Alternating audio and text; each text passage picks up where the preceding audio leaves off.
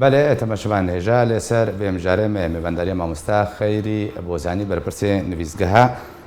ڕزگارکردنا ئیزیدیان کردیا مامۆستا خەیری تبخێر هاتی بەری هەموو شتێکی دخوازم بەریکم دەباسی هورگولیên ڕزگارکردنê بن ینی حتاوەکەنها ژمارە کوردên ئیزیدیەک و دەمادا شێری شنگالێ کردیا هاتنە ڕەواندن یعنی ئەگەر ژمارەوە چەندمانە چ خاستاتنە ڕزگارکردن بۆی هورگولی باسکردن دوورە بەسا پرۆسا ڕزگارکردنێ بکەن کەرم کە بەێ دەست پێکە گەلک سپاس بۆ ئەوێ دەلیڤێ بگومان ئەمە هەموو زانین کو لە داعشی تیرۆریست ساڵا 2014 2014 هێرشا خۆی هۆبانە ئینا سەر دەڤەرا شنگالێ و تایبەتە سەر ئێزدیا ئەنجامدا ئێک ژوان ئەنجامێت و ئەو کارێت هۆڤانە دەرحەقی ئێزدیان ئەنجامداین 6417 کەس 6417 کەس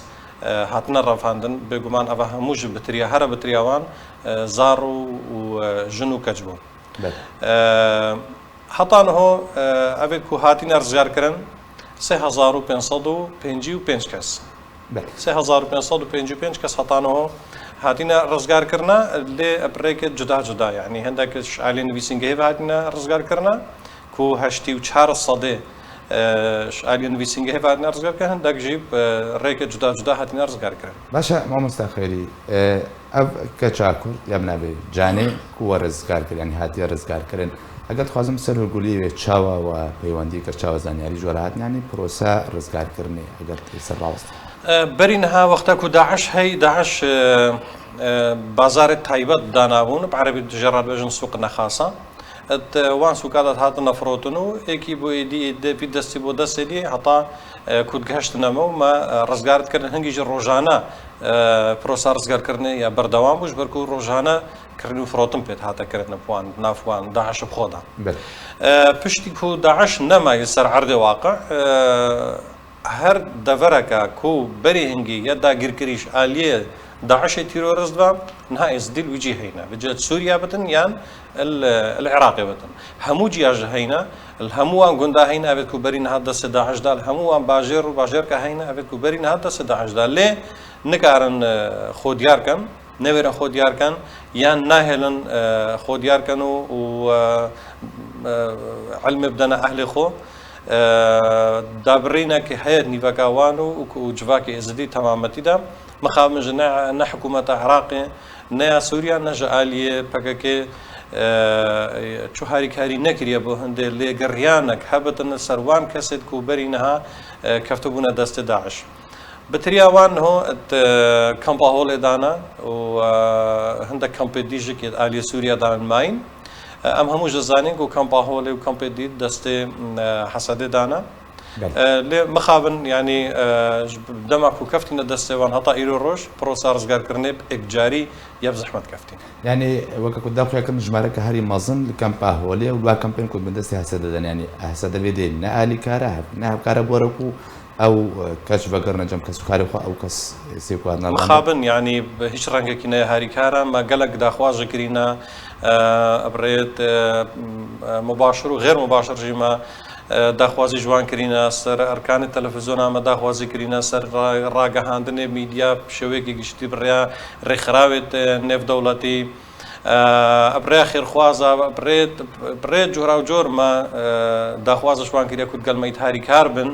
ئەوێ بابەتی دوور ئێخنش بابەتێت سیاسی ئەوێ بابەتی دوور ئێخنش بابەتێت دینیش بابەتێت نەتەوی ئەف بابەتە بابەتێکی مرۆڤایەتیە مرۆڤ بابەتێکی ئینسانیە ئەو زار و کەچ و ژن و ئێت حەتا نەحال وەردامای قەسەدە گوتاتش بم قەسەدانی نادێت دیارکردنش بەرچنە هەفکاریانی بەهاناوی چ جۆرە ئەو دەمێ بشكلك رسميت قالوان تيتا بحث كرن بيجت تنا يعني بيجت نينن كان بيدا تنا یان هەندێک جارات بێژن ئەو خۆدیار ناکەن یان بێژن ئەموان ناس ناکەن یان هەندێک جارات بێژن گەلەکە زەحمەتە ئەم بچینە نافوان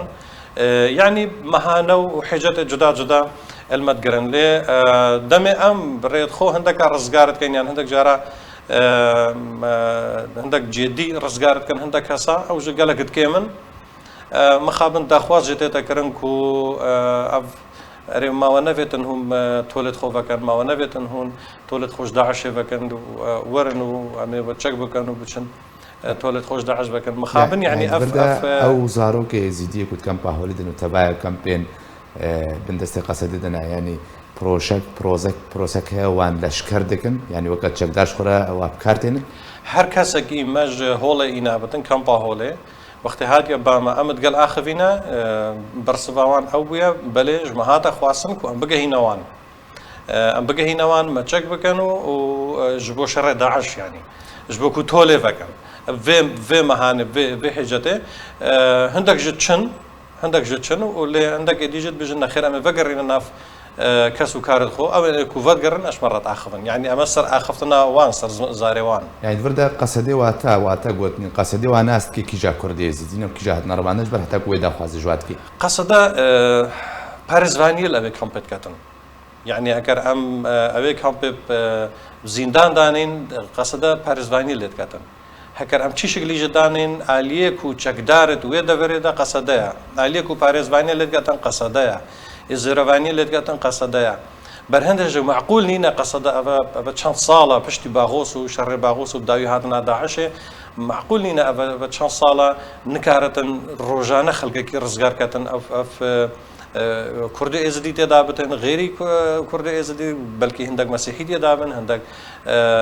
belkî hindek xelkê musulmanê şîa ji têda hebitin mixabin yani ew lêgeriyan bi wî şeklî nîne na yani wekî berî niha min gotî her wextekî û mehanekê dibêjin her wextekî û hêjetekê dene berxwe ku باشە مامۆستا خەلیل vê diryanî hûn weke nivîzgeha rizgarkirina êzîdiyan we jware awayeke rast planek projeyek jware pêşkêş kiriye ku pêk ve hûn Kurdê êzîdî eger ewan nas nekin her nava kampa wa rizgar هیچ rengekî net herîkar in edgelme yani danûstandinê ji nakin edgelma yani ji bilî ku danûstandinê ji nake yani gelek mixabin yani xirabî çi behsê evêt ku digelwan şol dikin evêt ku nêzîkî wan û mîdiyar ku nêzîkî wan mixabin gelek xirabî jik behsê evê nivîsîngehê dikin ku evê nivîsîngehê hetaniha yani hejmareke carek cariye meziniya ya xilas kirî take cîhetekî resmiye take cîhetekî resmiye hetaniha xul êzidiya kiriye xudan ev êzidiyê ku hat keftîne destê Daeş yani seranserî cîhanê ev tune evê vê nivîsîngehê ku serb nivîsîngeha taybeteka Çîrvan Barzanî ve xwe ya xwe lê kiriye xudan lê hiç şêweyekî nebes neyî tarîkarin ji bilî ku netharîkarin dijî dijatiyê axeftinê û bixtana dijatiye jek edgel vê ew dikin edgel vê nivîsîngehê مixabin mamosta Xelîl vê dirê nûçeyên zor hatine belavkirin ku qesede ne tenê daxwaza leşkirina ji wartkê belkû ew ê ku zarokin heye jî natemî navçûşkin wa dibê qendîlê yani wa ji kem pê derdixî wa berib qendîlê vedbî wa dikê endamê PKK wa ev rev şopandiye yani gelek rêket heyn yani gelek dibêjin gihandîna qendîlê gelek dibêjin li wir bixomayne gelek dibêjin derbasî hindek welatê dîkiriye ji bilî Sûriya jik yani axiftinê cora û cor tê nekirin bû me ev hemû ne giring e bû me giring e ew xelek nayete malê xwe ye çima nayete malê xwe çima ev 7 sala 8 sala îdgirtî destê Daeş da çima em rêxweş nekin bi wan بين كسوكارت خو ببينن او كسوكارت كوماين يعني قالك جيتين شوي وي عائله هموي وي خزانه هموي دو كاس ماين او تتبع دو كاسيت خو يعني ام وبكين يعني جهتك هبت وصابك تنجبر هندك برجوانديت خو تايبت برطنك وصابك كو اف نجحنا مرادا خو اف نجحنا كسوكارت خو مستخيلي دسبيكا قلت ناخذ تقول كو نكارن قالك جوانا كي نكارن بيوندي كسوكاري خو بكن بابا بكن يعني هون وكا نویزگاه رزگار کردن ێزیدیان و چه تشتێک خەهێلێ وەیە گەرم تەلەفۆن و چ بەلاو کردی یان تلڤر چ ژوارت بژێ بەر ئارک تایبەتە بکردن ڕۆژەڤای کوردستانê بێتراوات شۆپێنن ناماوە ژوارە چی یان تەماکو بخوازن وەرنەرجەم کەسوکاری خوا چاوە پەیوەندیە بۆرە بکەن چاوە خۆ بگەێنە نویزگاهەوە دەنگی خۆ چاو بکەینەوە ئەگەر توێ ژوارە شڕۆ بکە بزەلاندی زانی ڕێگەت ڕزگارکردنی یەتمە حتا ڕادێک گەلەکە مەزن نهێنیا تێدا هیچ بەرکو ئەو هەڤالێت مێل ور بەس خۆ بگەێنەوە ینی بگەێنەوە مەخابن ینی ئەو هەڤالێت مێل وریت و هاریکارت گەلما هەکەر ئەم ئەوان ئیعلان ئەوان بکەین دیسا باوەڕکەم ینی ئاستەنگ بووان خۆ خۆشی ئێنە چێکردن بس اتقال هندي جدا يعني او هفالد ما دويدري كاركي باشد كم الجورش يعني دخول جور أبي سانسورة كل سربان هي كارت كان بوهندي وهم هلبت برا تلفونه يعني الا دفيت خرقه اوي حاجزي بيتكرم بتشنا في كامبا هولي بخو هكذا قالك بزحمته اجبلي كامبا هولي هندك جندة سوريا ويدر دوري هنا جندة عربة ديسان هفالو برادر ملوان دراج هينا بيقومان نكردن عربن ديسا عندك هاري او تقلمت كانوا وبو مدينه باش ما مستقيل برسام برنجك دي استشتبكم يعني يك كردك ايزيديا صاروكا مازن وزاني كردي ايزيديا بس نزاني بيوندي كسكاري خرب هون كان فيزغا رزقار كرنا يعني تشتكوا هي تايبتكم او بيوندي وركم بشرهم متابعيكم من هني از حسابي النخير جبركو كامبا يا هولي وكو سجنا باستيليا وقت فرنسا يعني چۆن ئەژۆر و دەرکەفتناوێ يعني گەلەگەلک یا حەسر کردیا دام و ساندنە بوارڕە گەلەگەلەکە بزەحمەتە لێ هەموو خەڵکت زانتن ملەتێ ما هەموو خەڵک ئێوێ دەرێت زانتن کو نویسینگەهەکیا هەیە ئەوی کاریکەتن نویسینگەهەکیا هەیە کاریکەتن وەختێ ئەو زانت شتێکی ولو هەیە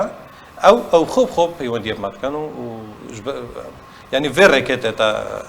تنرزير كان قالك سباز بو مامستا خيري بوزاني بالبرسالي نفيزكا هارزغار كرنا زيديان كنت مربي قالك سباز مامستا شان